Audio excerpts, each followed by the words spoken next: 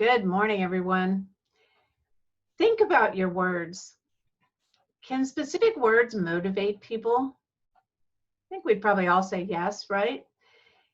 This is a very interesting, I heard this talk. It was an actual talk by Alex Mendosian. He is a motivational speaker. He's CEO of Meetings Online, and he makes a lot of money helping people market online. He gave a talk at a transformational leadership conference. I didn't go, but I read the transcript. And this is his quote: "The biggest lesson I've learned over the years is the one thing that makes a great business person and a leader is movement and taking action."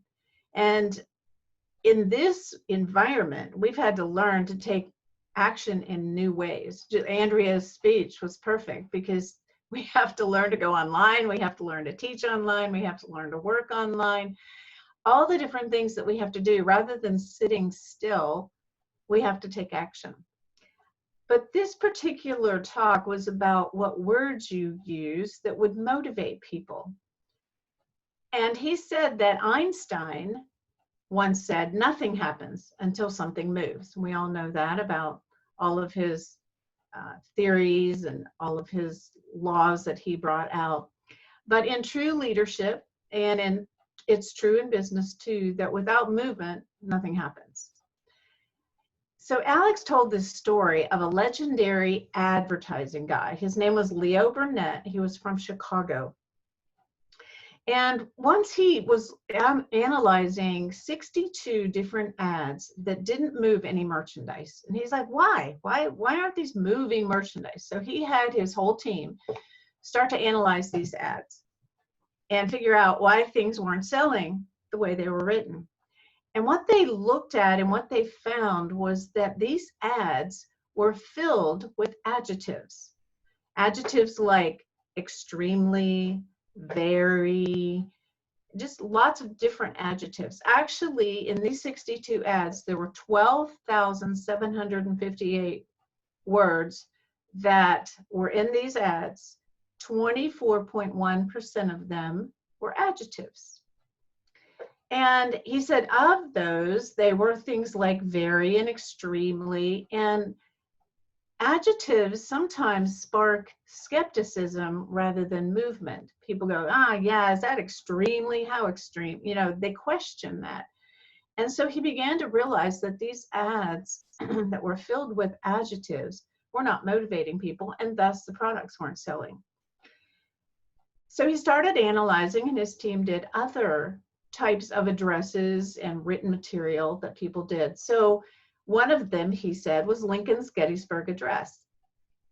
And they found only 13% adjectives in all the total word ratio of that speech. And also he analyzed Churchill's Blood, Sweat, and Tears speech, and there were 12% adjectives. So if adjectives are the problem, what's the solution? What do you need to use to motivate? Think about that. What would you say? What do you need to motivate? Anybody want to take yourself off mute? I can. Well, I know from last night we had an experience with my son where to try to motivate him and to find his earpods. He lost them twice. And so for us, we told him that whoever finds them in the house gets to keep them. But it got him to actually look. They've been lost for like 2 months.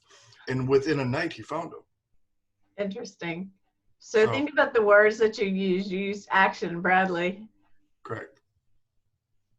Very and extremely, in the first place, aren't adjectives, they're adverbs, which is part of the problem. Yes. But I think what you want is verbs. Bradley hit it on the head, verbs, because they're action words. And they said that verbs increase persuasive power and they move people.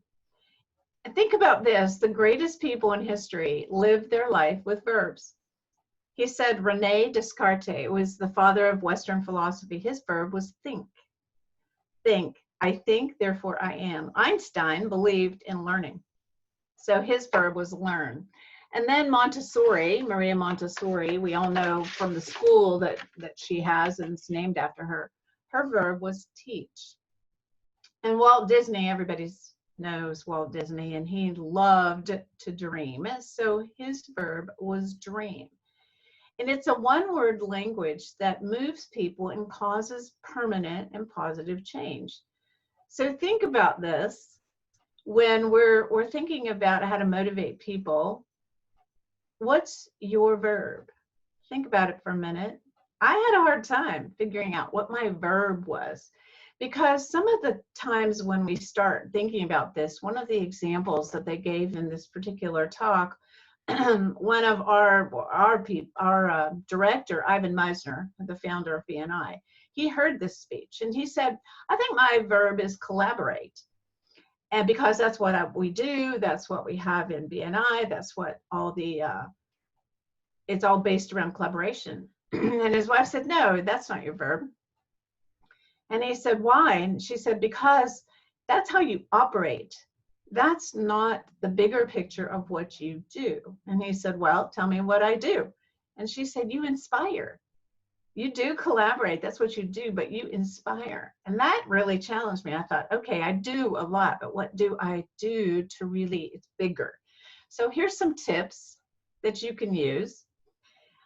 You can, first of all, just think about what you do, but it has to be bigger than just the actions that you do. And what is it that you do in your business or your personal life that's an action word that gets people to see a bigger picture or understand a bigger picture of what you do, maybe in your business, in your job, whatever it is. And it has to be one word. That's what their challenge was, one verb.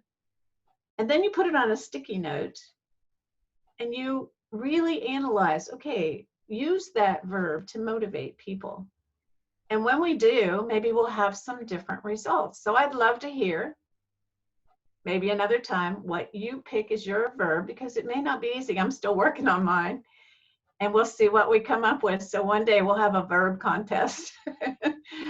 But let's motivate and let's use verbs.